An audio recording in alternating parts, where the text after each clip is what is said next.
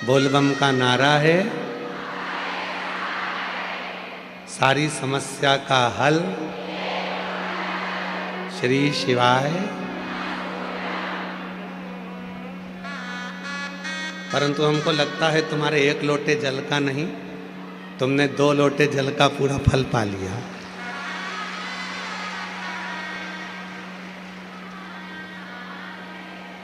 और वो 2 लोटा जल जो तुमने सावन के महीने में चढ़ाया,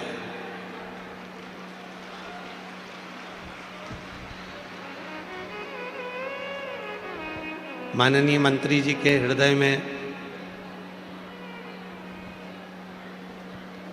ये भाव प्रकट हो गया कि एक शिव महापुराण की दिव्य कथा अपने मीरा भयंदर महाराष्ट्र में, मुंबई में होना चाहिए।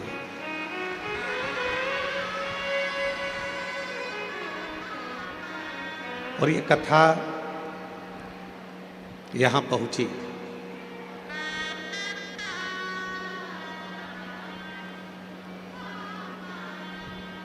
अभी माननीय मंत्री जी कह रहे थे कि जब आते समय कि गुरुजी, हमारे यहाँ महाराष्ट्र का एक नियम है कि मुंबई में अगर कोई कथा होती है तो उसके लिए निमंत्रण भेजना पड़ता है, बैनर लगाना पड़ते हैं, लोगों को सूचना देना पड़ती है कि कार्यक्रम है। ये पहली कथा है जिसमें कोई बैनर भी नहीं लगाया है, कोई निमंत्रण भी नहीं पहुंचाया है, और लाखों की संख्या में शिव भक्त पहले दिन यहाँ पहुँचे हैं। अब मंत्री जी का तो काम था कि उन्होंने इस दिव्य आयोजन को आप लोगों के लिए कराया। अब आपको क्या ध्यान रखना है? कोई सोने की रकम पहनकर नहीं आना है, कोई चांदी सोना हीरा पन्ना बहुत कीमती सामान लेकर कथा के अंदर नहीं जाना, बहुत महंगा मोबाइल लेकर नहीं आना है। एक मोबाइल भरे लिया ना जिससे तुम अपनी सेल्फी ले लो, पर बहुत महंगा सामान लेकर कथा के मंडप में नहीं आना। ठीक है? बोलो तो जम के। सब घर छोड़कर आना। यहाँ कुछ दिखाने की जरूरत नहीं है। शिव महापुराण की कथा दिखाने के लिए नहीं होती। शिव महापुराण की कथा जो सुनने जाता है वो दिल लगाकर बाबा से झोली पसार कर मांग कर लेकर आता है, तो दिल से। कोई कीमती सामान लेकर मत जाओ। मेरा भोले बाबा तो वैसे डायमंड से कम है क्या? मेरे शिव जी तो वैसे ही आनंद कराने वाले। इसलिए प्रयास करो, 5 दिन की कथा को इतने भाव से श्रवण करो, इतने भाव से श्रवण करो। आप जब यहाँ से घर जाओ और 5 दिन की कथा सुनने के बाद जब अपने घर का आनंद जब पहुँचें, तो तुम भी 3 महीने के अंदर एक पत्र इस व्यासपीठ पर पहुँचाओ, इससे कामना कर जाओ।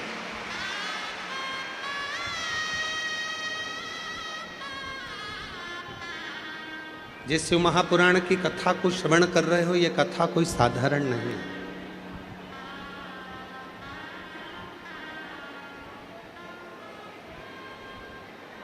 ना करने वाला साधारण होता है, ना शिव पुराण की कथा को करवाने वाला साधारण होता है, और ना ही शिव महापुराण की कथा को सुनने वाला साधारण होता है।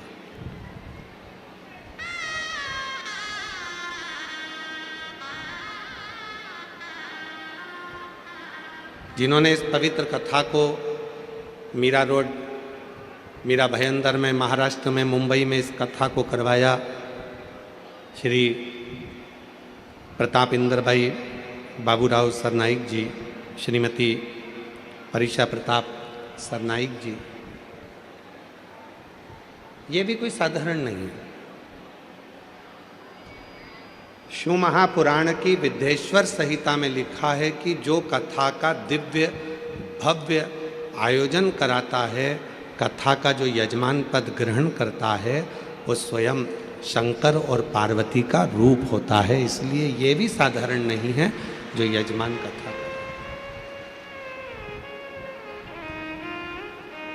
शुद्ध उस भाव के साथ में अगर शिव की कथा सुन रहे हो तो आप भी साधारण नहीं। कोई शिव जी से कोई तुम्हारा और हमारा पुराना रिश्ता रहा होगा, इसलिए मुंबई की इस पवित्र धरा पर लाखों की संख्या में बैठकर आप इस शिव महापुराण की कथा को सुन रहे हैं।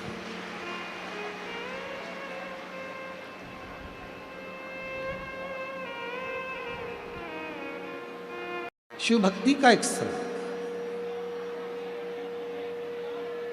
भगवान शंकर की अविरल भक्ति का एक संग, ये शिव महापुराण की कथा है जो मीरा भयंदर की एक समिति बड़ी दिव्यता और भव्यता के साथ में इसको आयोजित कर रही है।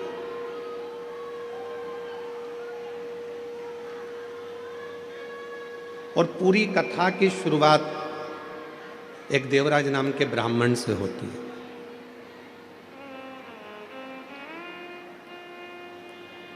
वो ब्राह्मण जो कभी ना मंदिर गया, ना कभी देवालय गया, ना कभी शिवालय गया, ना कभी उसने शंकर जी को एक लोटा जल चढ़ाया, ना कभी भक्ति करी, ना कभी स्मरण किया, वो कभी शिव के मंदिर नहीं गया था, वो कभी देवादिदेव महादेव के मंदिर में नहीं पहुंचा था, वो कभी भगवान शंकर का भजन नहीं करा था, कभी स्मरण भी नहीं किया था।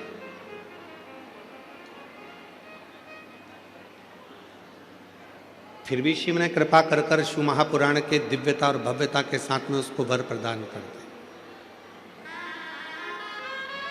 और आज इस व्यासपीठ से जरूर कहूँगा कि माननीय मंत्री महोदय श्री प्रताप इंदर भाई बाबूराव साहब सरनाइक जी, श्रीमती परिषा प्रताप सरनाइक जी, मैं आपसे निवेदन करूँगा जरूर, आपके माता पिता या आपके दादा परदादा शिव जी के भक्त रहे होंगे, इसलिए बाबा ने ये कथा आपके माध्यम से यहाँ कर।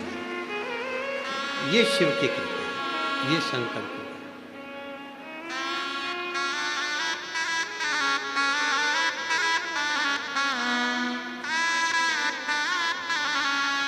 और कोई पिछले जन्म के अच्छे कर्म मुझे बाबा तेरा साथ मिला, कोई पिछले जन्म के अच्छे कर्म मुझे बाबा तेरा साथ मिला।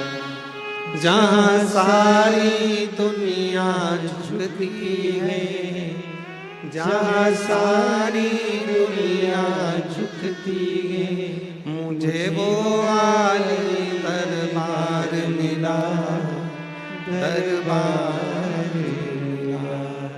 कोई पिछले जन्म के अच्छे कर्म मुझे बाबा तेरा साथ मिला, कोई पिछले जन्म के अच्छे कर्म मुझे बाबा तेरा साथ मिला। कोई पूर्व का कर्म होगा जिसका फल मिला है। देवराज नामक का ब्राह्मण के घर में जन्म लिया, ब्राह्मण कुल में जन्म लिया, ब्राह्मण के मकान में जन्म लिया, ब्राह्मण के घर में जन्म लिया, फिर भी ब्राह्मण कर्म नहीं कर पाया।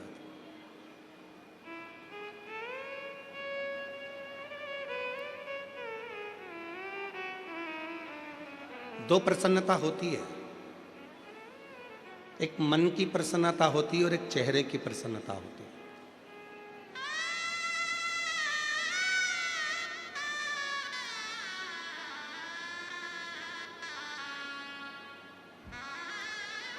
और संसार में अगर आपको सफल होना है तो ये दोनों प्रसन्नता का ध्यान रखना पड़ेगा। मन की प्रसन्नता का भी ध्यान रखना पड़ेगा और चेहरे की प्रसन्नता का भी ध्यान रखना पड़ेगा। अभी छत्तीसगढ़ के नगपुरा में कथा थी तो हमने कहा था अपनी स्माइल और अपनी स्टाइल कभी कम मत होने दो। ना अपनी स्माइल कम होने दो, ना अपनी स्टाइल कम होने दो। ये दोनों चीजें बरकरार रखिए। और आज फिर शिवपुराण की कथा इस महाराष्ट्र के मुंबई शहर से निवेदन करना चाहूंगा कि दो प्रसन्नता होती है, एक मन की प्रसन्नता और एक चेहरे की प्रसन्नता, और ये दोनों होना जरूरी है।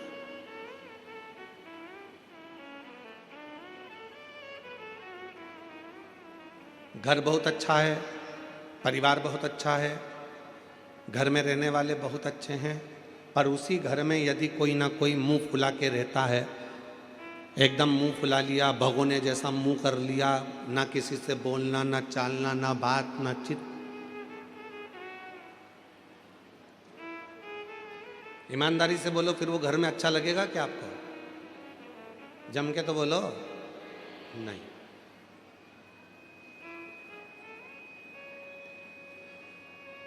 ये तो उसी में का हाल हो जाएगा कि घर तो अच्छा बनाया, बंगला अच्छा बनाया, महल अच्छा बनाया, पर उसमें रहने वाले जितने सदस्य हैं उनका चेहरा खिला नहीं।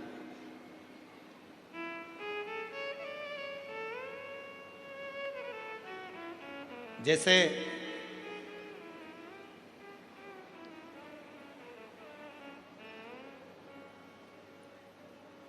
चार लोग घूमने के लिए अमेरिका गए। अब अमेरिका को तो छोड़ो, अपन तो महाराष्ट्र मुंबई की बात करते हैं। चलो, चार लोग घूमने के लिए कहीं क्षेत्र से, गांव से, नगर से मुंबई आ गए। आकर उन्होंने कहा, भैया हमको यहाँ होटल का एक रूम दे दीजिए। ले लो।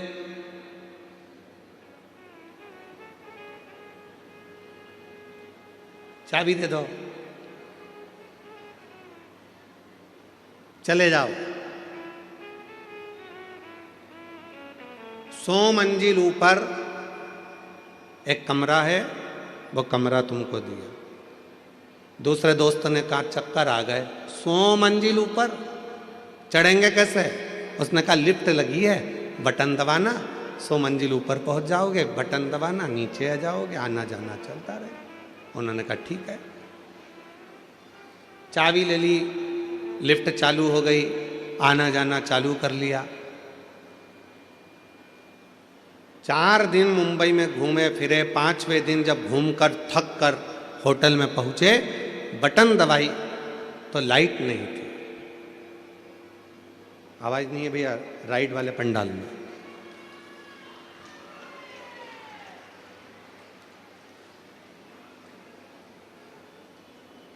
रोज आना जाना करा, पर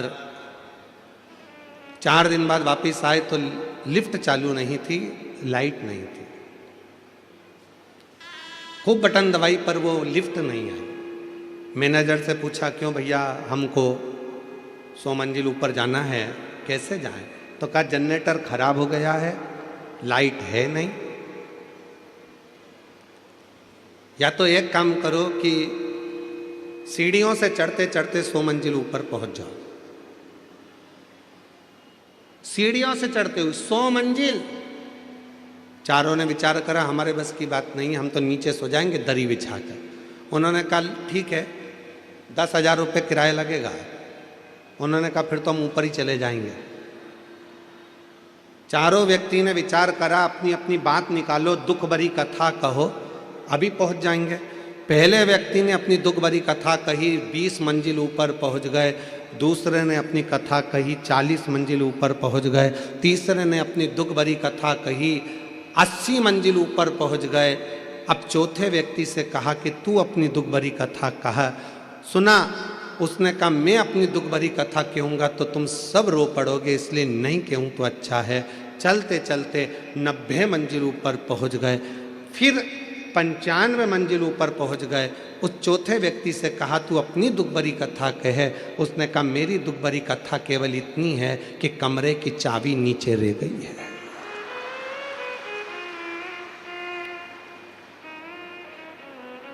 वो कमरे की जो चाबी है वो नीचे रह गई। इतने में तो तीनों ने दे धनादन, दे धनादन धोना। तुझे पहले बोलते नहीं बना? तो कहा, नंबर आएगा तभी तो ना बोलूंगा, तभी तो बोलूंगा। जब नंबर आया तब बोला। ये कमरे की चाबी की कथा नहीं, ये अपनी कथा है। बचपन, जवानी, अधेड़ी और बुढ़ापा, 4 दोस्त हैं आपके और हमारे। बचपन भी हमारा दोस्त है, जवानी भी हमारी दोस्त है, अधेड़ी भी हमारी दोस्त है और बुढ़ापा भी हमारा दोस्त है। अब इन 4 दोस्तों में तुम्हें चलना है। बचपन ने अपना फर्ज अदा कर दिया, जवानी ने अपना फर्ज अदा कर दिया, अधेड़ी ने अपना फर्ज अदा कर दिया। अब आया है बुढ़ापा, और बुढ़ापे में जो फर्ज अदा करना रहता है वो बहुत कठिन रहता है।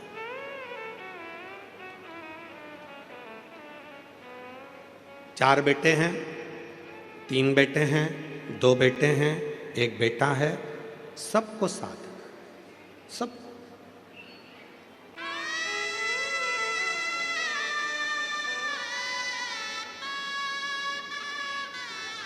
शिव महापुराण की कथा कहती है कि शंकर की कथा हमको यह सिखाती है कि दुनिया में किसी से आस मत रखो। केवल यदि आस रखना है तो मेरे देव अधिदेव महादेव की कथा कहती है कि दुनिया में अगर संसार में जन्म लिया है, मृत्यु लोक में आए हो, तो केवल 2 जनों से आस और विश्वास रखो। एक भगवान देव अधिदेव महादेव से, एक माता पार्वती जी से। अपना आस और अपना विश्वास इन दोनों पर रखिए। दोनों पर रखो। तुम जिन जिन से आस लगाकर बैठोगे, जब तुम्हारी आस टूटेगी तो दुख तुमको होगा। कितना आस लगाते हो?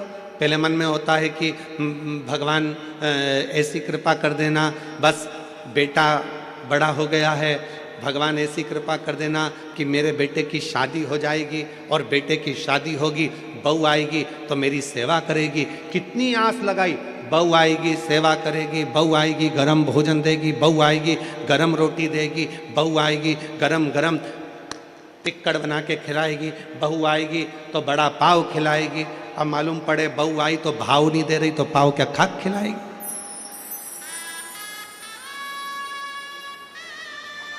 आस टूटा,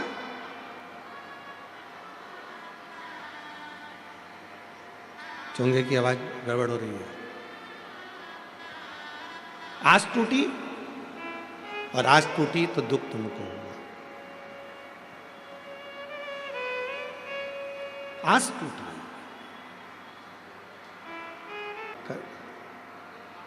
है दूसरी जगह की आवाज है, ठीक है।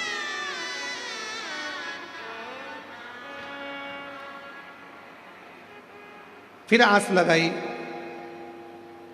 कि बहुत कुछ प्राप्त करूंगा, और वो आस पूरी नहीं हुई तो दुख हुआ। शिव कथा कर रही है। आस अगर लगाना है तो केवल हमारे देव अधिदेव महादेव भगवान। किसके भरोसे आए हो यहां पर? महादेव के। सियोर वाले महाराज के भरोसे नहीं।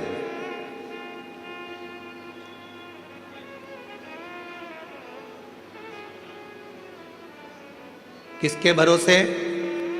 देव अधिदेव महादेव के भरोसे।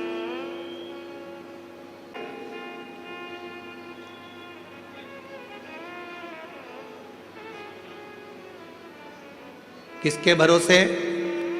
देव अधिदेव महादेव के भरोसे। और हम तो बाबा के भरोसे चलते हैं, हम तो बाबा के भरोसे चलते हैं। ये दुनिया वाले जलते हैं, ये दुनिया वाले जलते हैं।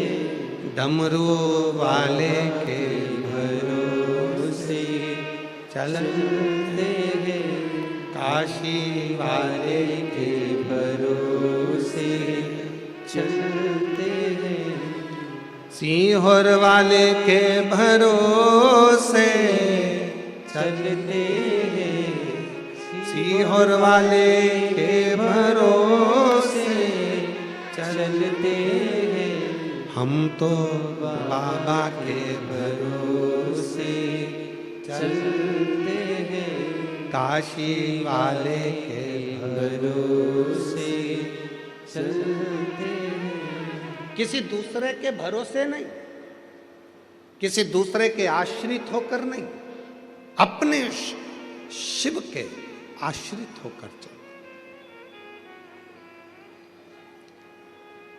मन की मुस्कान और चेहरे की मुस्कान दोनों बहुत जरूरी है, बहुत जरूरी। आज के समय में अगर परिवार टूट रहा है तो उसका केवल एक कारण है कि हमारे परिवार में चेहरे की मुस्कुराहट चली गई है।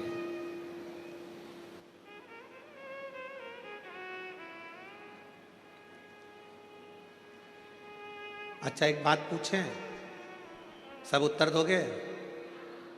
जम के तो बोलो जरा। ठीक है। परिवार में शादी में जाते हो, फोटो खिंचवाते हो? आपके मम्मी भी गए हैं, आपके पिताजी भी गए हैं, आई भी गई है, भाऊ भी गए हैं, और वो मराठी भाषा में क्या कहते हैं, मुलगा मुलगी भी गए हैं। ठीक है। तो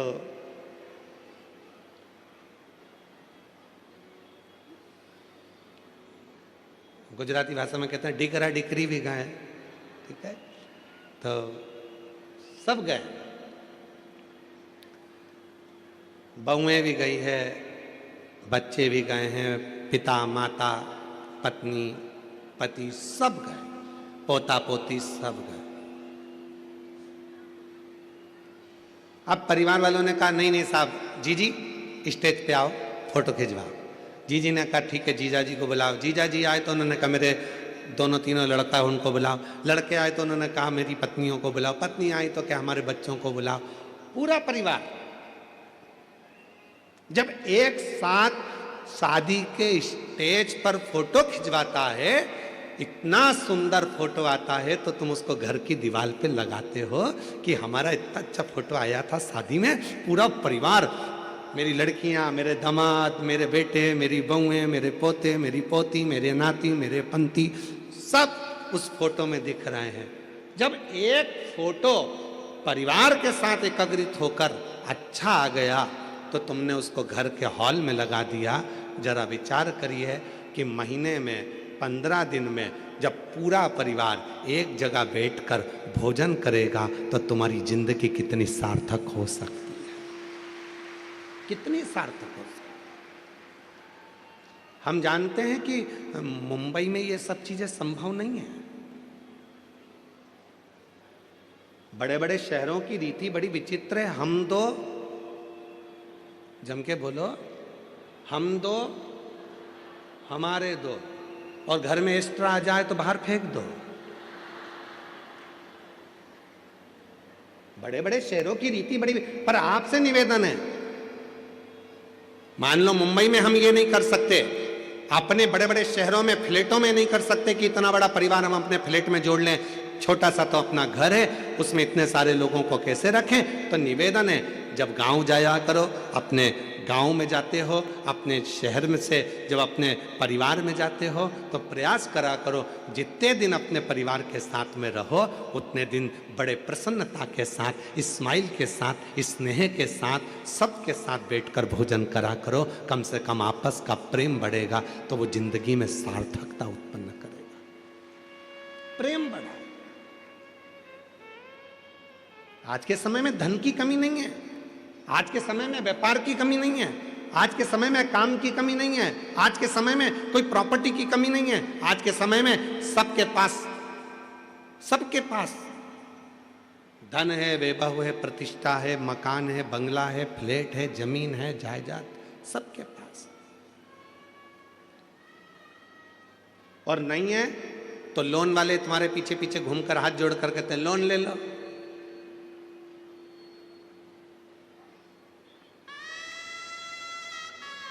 लोन ले लो, लोन से फ्लैट ले लो।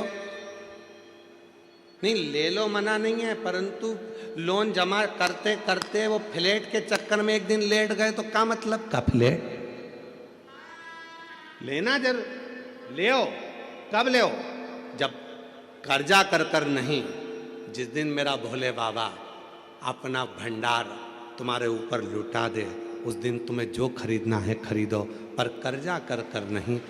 हृदय के साथ जैसे रह रहे हो अपनी जिंदगी को खुश रहने का प्रयास करो, प्रसन्नता।